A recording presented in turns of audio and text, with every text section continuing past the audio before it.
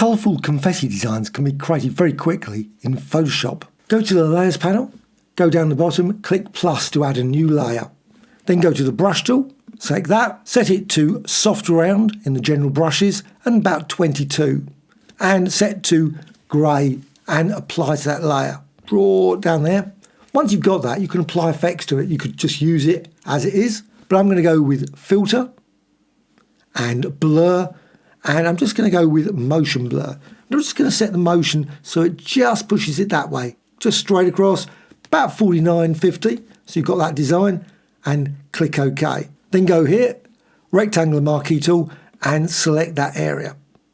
So that's all selected. Now I'm going to remove the background because I want transparency in the pattern. So select that and delete. Yes. So now I can define that as a pattern and store it away as a pattern preset. So edit and define pattern. Click OK. Go to select and deselect, and then go to edit and fill. Now I'm going to use this pattern. So I've just got here pattern, select that. Make certain you select the pattern you've just created, which is that one. And then go for the script. Make certain that's on and random fill and click OK. And you can see the design there. Now, the result will probably not match that. You have to apply it 2 or 3 times to get it to match that. So 9.8, 0.45, 1.96. Rotate pattern so it's sort of different angles.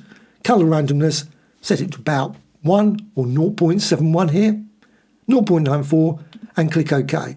And you can see the design there. As mentioned, doesn't exactly match the preview, so edit and fill and do it a couple of times. Unfortunately, there is no repeat feature.